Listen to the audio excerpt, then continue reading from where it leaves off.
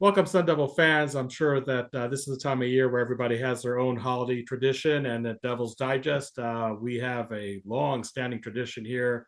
At the end of non-conference play, we talk to Sun Devil Network analyst Kyle Dodd, taking a look back at how ASU performed in the non-conference part of their schedule and how it projects in conference play, and obviously a brand new conference for ASU this year. We'll talk about that a little later. Kyle, how you doing? I'm good, Hode. We this is a tradition like no other, by the way, and we love doing it every year. Me and you joke about it, but some years are obviously better than others. We've had some years where we didn't enjoy this visit as much, but this year I think we'll have fun talking about the Devils. Yeah, absolutely. So, let's start with that. The record of 9-2. Do you feel that Sun Devil fans should be content with that record? Obviously, playing a pretty challenging schedule, losing to two top 10 teams, but those are the only losses on the year. How do you assess the Sun Devils right here, right now, at the end of the non-conference slate? Yeah, I mean, I've got asked that question a lot in the last 24 hours from friends, family, everybody in between. And my question back to them is, what do you think? How do you feel? I mean, you know the schedule, you saw the schedule, and I've been throwing it back. Did you think we would be 9-2? I mean, and most people are like, probably not. I thought my personal opinion, I thought we'd be close to that. I thought we'd win some games, but I mean, I'll definitely take 9-2 with what the schedule in front of them was. All the no power conference team played less home games. I mean, we've had 4 home games and all the neutral site games, and then to go on the road and play at Gonzaga, like nobody does that. So Bobby Hurley, scheduling like he schedules, I'll take 9-2 with that schedule. I think they built a hell of a resume and put themselves in a position where if you can win some games, probably just half of your Big 12 games, you're in a pretty good situation for the postseason. Before we get into really specific players and their performances, what have you seen different, maybe schematically, both on offense and defense from the Sun Devil team?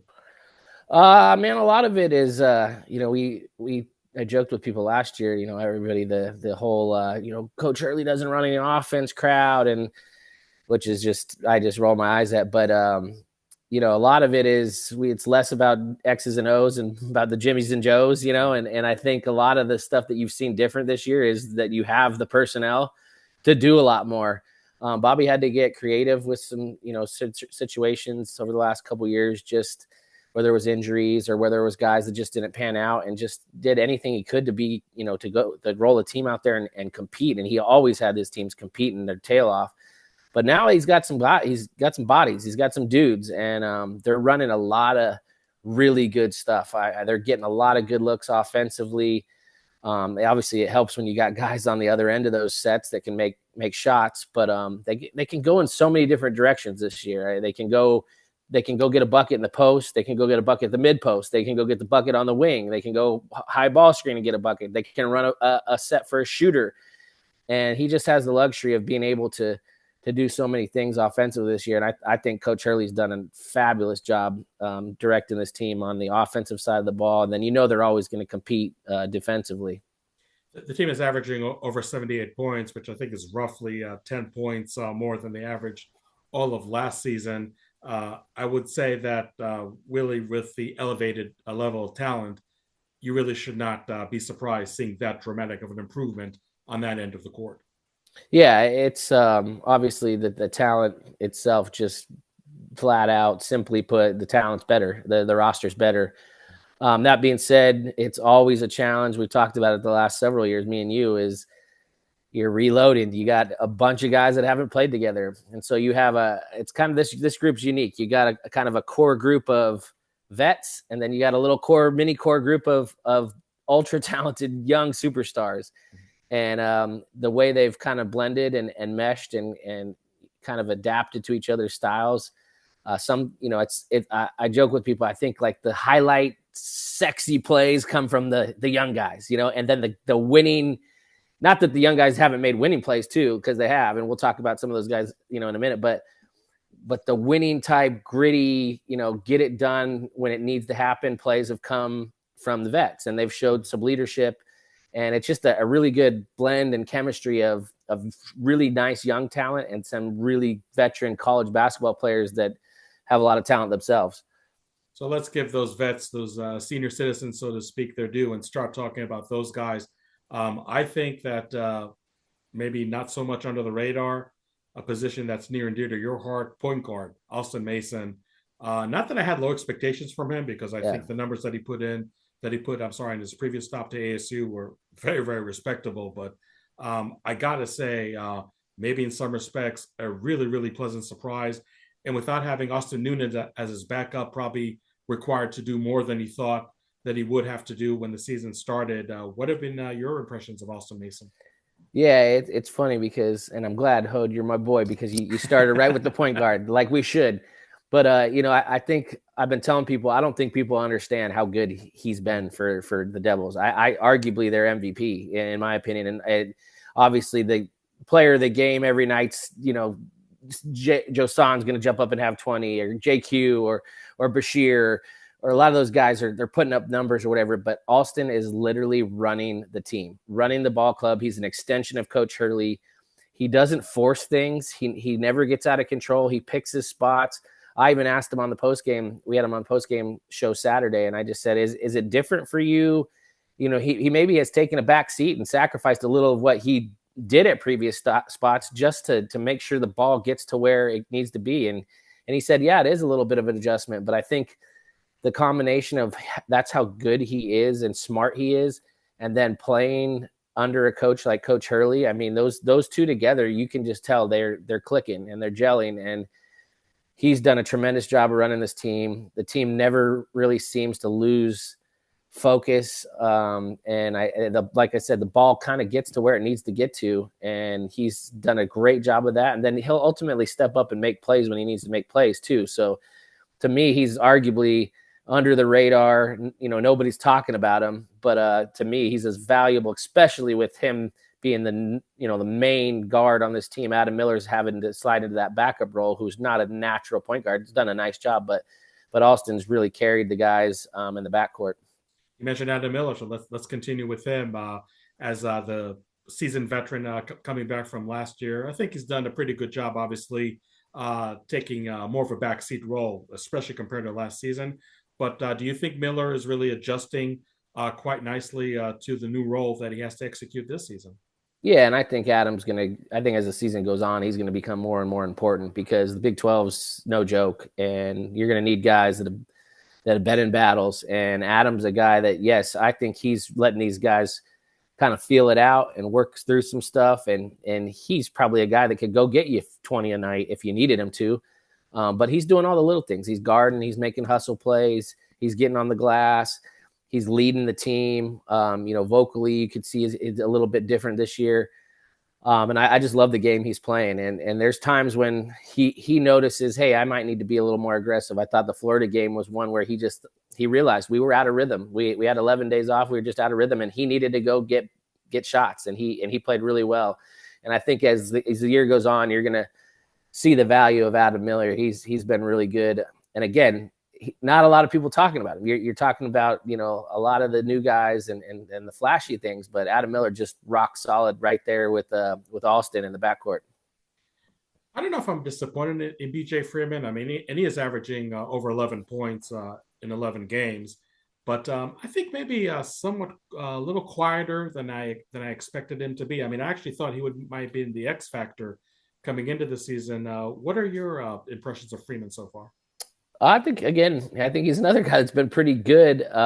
It's different for him. I mean, he's been everywhere he's been. He's been a guy he's been option 1 and option 1A, and right now he's been unselfish at times, letting other guys cook and getting the ball to where it needs to be. But there's also been moments late in games where he needed to go get a bucket, and he has that crafty ability to draw fouls. Him and Bashir are really good late in games, draw fouls, make free throws.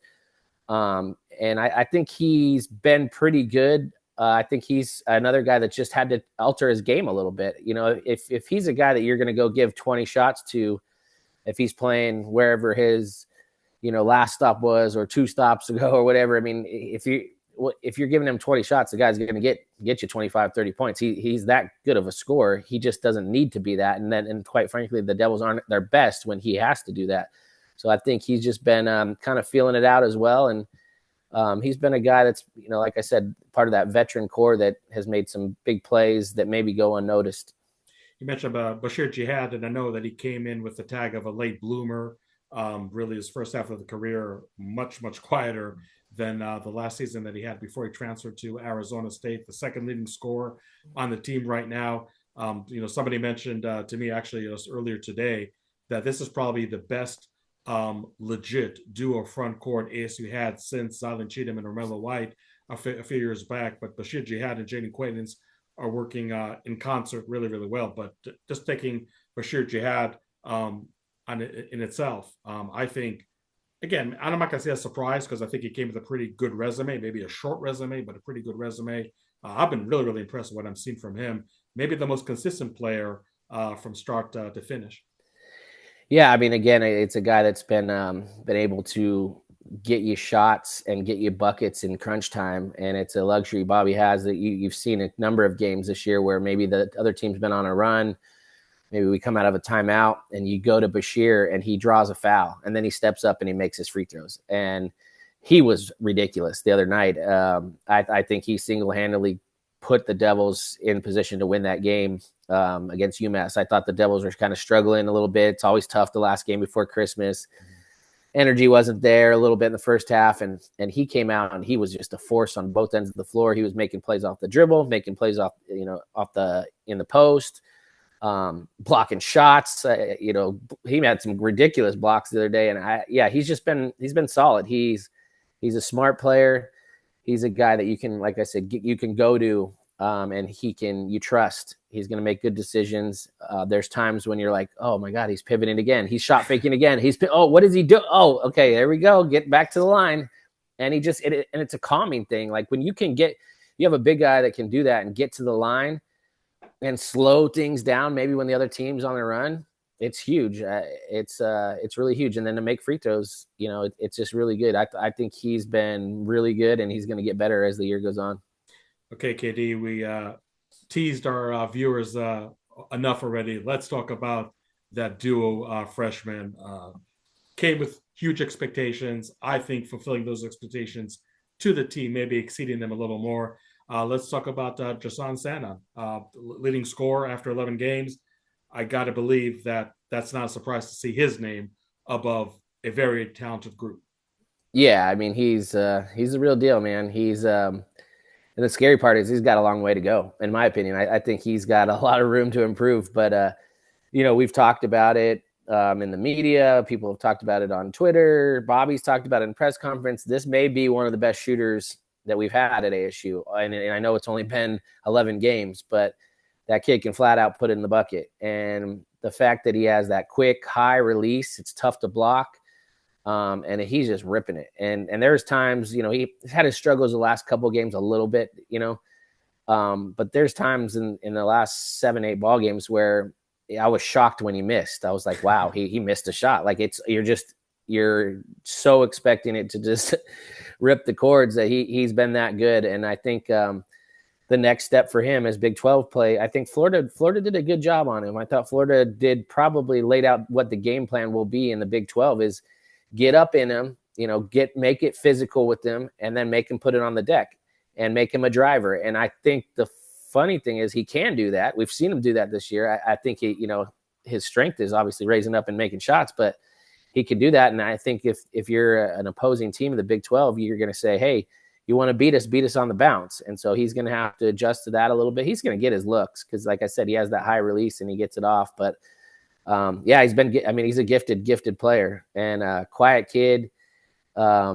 He wears number 3, which is dear and dear. Me and Mickey Mitchell have been giving him a little, junk. We're just saying that's a big responsibility to rock number 3 at ASU because It's not just what you do on the floor, man. You got to do all the things right off the floor. And I think it was me, Mickey, Ty Abbott wore number 3. There's a bunch of good number 3s. So Josan's probably a little bit better than I was, but he's been really good. And obviously it's been fun to watch, man. When you you got talented guys like that. They can change the game. We saw him change the Grand Canyon game. It was just a different level of player on the floor. There's been so much talk about Jaden Quaintance, youngest player in college basketball, but that aside, KD, if you can ball, you can ball, and I think maybe a little slow of a start for a true freshman, and obviously you definitely understand that just because of the age, as much as you don't want to keep on bringing up that young age. But Bobby Hurley, I heard him earlier on the radio today, and he said that the improvement that JQ has made just in the last few games has been I would say, like a meteoric rise. And right now he's ending the non-conference slate, averaging over 9 points, averaging over eight rebounds. You could talk about just a huge ceiling that still exists for this guy, but I got to believe that you would agree that he has definitely played up to the lofty expectations this 5-star guy came into to Tempe. Yeah, I mean, he's a kid. He really is a kid. Like I tell people all the time, he carries around, I'm not lying to you, he carries around an old beat up like basketball that you would have in your garage from a kid when you were playing in the street. It's worn out. He carries it on the plane. He carries it down to breakfast on the hotels. He carries it to the locker room. We were in the Hall of Fame. We went to the Hall of Fame tour. The guy has the ball everywhere. He's literally a kid. He's 17 years old in a grown ass man's body. Like he is a absolute freak athletically. And I think that's what you've seen so far. He's always played hard from game one, played his tail off, plays harder than anybody on the floor. He's always got a knack and just a unprecedented, I haven't seen it in a long time, just a gift for knowing where the basketball is and when to leave his feet for blocking shots. He's always around the basketball. And that was from day one. He's been elite defensively. I think offensively, he was adjusting to the speed of college basketball. He's a kid, he's young, and he was sped up a little bit. And the easy plays, hey, give it to me, dunk it plays are always going to be there. But it was just, the plays that were kind of off color, off suit, just having to maybe be creative. Those are the plays that he's still going to get better at, but he's getting more and more comfortable making those plays as well. And, I said it on the air. I think it was maybe the New Mexico game where he was still kind of trying to figure it out. And it was right before he had that coast to coast dunk that was just stupid.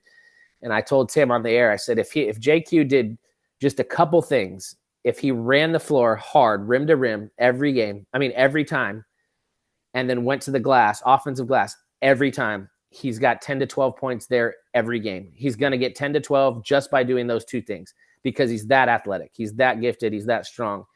And that's kind of what he's done. He had 4 dunks in the first half the other night, just drop-offs from guys setting him up, but he's in the right position. He's in the dunker spot. He's in the short corner. He's catching and dunking. And then he gets those extra effort plays where he's getting those tip-ins. And then he's getting more comfortable. So now he does get a post touch. Now he's feeling it a little bit. Now you go from 10 to 12 to 14 to 16. And I think that's where the next step is going to be is, he'll get a couple buckets on his own, but just still keep doing those couple things because you're that gifted. You're that much more athletic than people that if you just do those things, you're going to get, like I said, you're going to get 10 a night just doing those things. And yeah, it's been fun to watch, man. And he's an unbelievable kid, man. He's having him on the post game and stuff. He's a nice kid, funny kid, and loves the game. You hear him in the team room, in the meals and stuff. That's all he does, talk ball. He's just talking NBA guys, college guys, who he played in AAU. And I just sit there. I sit in the background, and I just sit there and I'm observant and listen because I just love it, man. I love it. He just likes to talk ball, and he's all about ball. And he's gonna be special for a long time in this game. And let's just touch briefly on the 2 players that come off the bench on a regular basis, and maybe not seeing that much playing time just because of the depth ahead of them. But freshman Amir Ali and junior Sean Phillips. What have you seen from those guys this year? Yeah, I think first Amir. I think again, it's hard to say that these guys are under the radar because they're so talented, but. Mm-hmm. He's come in and given him some really good minutes. And he's with Austin Nunez out. He's going to be the guy I think that's going to come in and be an energy guy because he'll get after you defensively. His length bother you defensively. And I think, again, he's just getting adjusted to the game. He's ultra talented. Like, he's as talented as any freshman that in the country. I mean, he can shoot it. He's long. He can guard, and it's just getting used to the speed and the strength, and he's going to have some games. I guarantee he'll have a couple games this year where he knocks down 3 threes and he's at 12, 13, 14 points coming off the bench because he's that good. But right now, I think he's just going to pick his spots. And if I were to talk to Amir, I would say, hey man, come in and when you take the floor, that energy level needs to increase. The 5 on the floor you need to do it because you don't know how long you're going to be in there. So go at it, go all in. And as long as you're going to go all in. And then when you get your next chance, do the same thing. I think he's been kind of that guy the last several ball games. And then Sean Phillips, I think quietly has been much improved this year. He hasn't got a lot of touches, not going to, get you a bunch of buckets on jump hooks or anything like that. But he's gone to the glass. He's had some tip dunks. He's had some tip ins. Defensively, he's been much better, staying solid without fouling. Last year, I thought he had a trouble staying on the floor because he fouled too much. But quietly, Sean has gotten a lot better. And I think, again, it's funny because the hype is all over Josan and JQ, and that's everybody wants to talk about five-star guys. But and they've been all that was expected. But I just think a lot of these other guys are quietly having really nice seasons so far, and it's cool because they can just keep cruising. Nobody talking about them. Just keep cruising, keep doing your thing, and I think that's why they're 9-2 right now. When you look at the other end of the court on defense, yielding 71 points on average, I'd say pretty respectable number. But you've been pleased with the defensive effort because I know that 2 years ago, Bobby may have had one of his best defensive teams that he ever had in Tempe. Last season, obviously, that statistical category took quite a dip. But I think we're starting to see that maybe defense from 2 years ago. Obviously, JQ with his blocking ability has been in the top 5 in blocks pretty much from the tip-off of the season. Have you been pleased with what you've seen from the ASU defense so far? Yeah, I think, there's been some times where I thought that they lost their way a little bit defensively. Some of those tough home games where, they would have liked to blow teams out or whatever. It wasn't a lack of effort, but just maybe just being connected, staying connected on the defensive end, trusting each other on the defensive end, trusting your guy's going to be there, helping helpers, doing that kind of stuff. And I think they've just continued to get better. They're athletically, they're good enough to be a really good defensive team. That we're going to play hard. Bobby's teams always compete and play their tail off. They've been much, much improved defensively in the sense of finishing defensive possessions and rebounding. I thought that was a big challenge for ASU, especially last year, but last several years is just guarding for 30 seconds and then you got to come up with the ball, and then to have a guy as a rim protector like JQ, it gives you confidence. I know when I was playing, if you got a guy back there that has got your back, you can heat up the ball because every once in a while I might get beat, but I got somebody that's gonna have my back there. So I think that as they grow chemistry wise on the offensive end, you're going to see them grow chemistry wise defensively too. And when they start trusting each other on the defensive end and keeping guys out of the paint is key. I think they have a good chance to be a really good defensive team. You talked about the to-do list on the defense, if you will. On offense, what would you like them to see improve as they're going into one heck of a Big 12 schedule? Yeah, I think they've been pretty good, but I think, obviously these next several games, 18 games or whatever you're going to have some hostile environments. You're going to have some great energy in arenas. So I think it's important to just stay true to who you are. I think they're going to have opportunities to go get easy buckets, but then ultimately in the half court, know your identity. And I think that the personnel that we just broke down basically is going to allow them to stay in games on the road when the crowd's going nuts. We saw it at Gonzaga. I've never been in a place like that. That was insane. Like that was as loud as I've ever been as a player, coach, announcer, anything. It was insane in game 3 or 4 of the season. And they went toe to toe, really put themselves in a position to win the game. The guy banks a corner 3 in to kind of separate them late in the game. But Devils were up 4 with like 5 minutes to go. And I just think the personnel and the style of play that they have allows them to stay in those games because, like I said, that Gonzaga, they might be on a 6-0 run. The place is going bananas and the building's shaking. But when you get it to Bashir or BJ Freeman in the mid post and they get fouled and everything calms down, they make their free throws. Or you run a set and Josan raises up and hits a 3 to end a 6-0 run. Now, now you're back in the game. It's just they have the ability to stop those crazy storms that tend to happen in Big 12 or ACC or SEC play on the road because the crowds are just that insane. I think they have an opportunity to be very competitive in this league. It's going to be a challenge, but definitely on the offensive end, the way they play, I think will keep them in games. Yeah, and we talk about the Big 12. I know we can go on and how it's the best conference in America just in today's AP poll. 5 teams in the top 25, 2 of them in the top 10. But do you feel, and I don't know how much you've seen Big 12 teams play their own non-conference games so far, but do you feel that ASU realistically can maybe be somewhat in the middle of the pack of this 16-team conference, which you think would be a doable goal when you go 9-2 and with a very respectable non-conference schedule? But then again, it's the Big 12, and as much as people building it up to be the best conference in America, I think so far it's really turning out to be that, and that's definitely uncharted territory for some, pretty good Pac-12 conferences that ASU has been part of, or Pac-12 schedules, I should say. But this is going to be just a whole different world for the Sun Devils. Yeah, it's there's no nights off, man, and you're going to get everybody's best shot, and the crowd, like I said, is going to be crazy on the road. You got some really nice home games. I hope that our fans, once they put football to bed, and after we win the natty in football, then we can get some good crowds and support this team in the Big 12 because that's what they're going to be facing on the road. So I think it's a gauntlet, man. But I do think that they've positioned themselves to be a team that could be right there in the thick of things.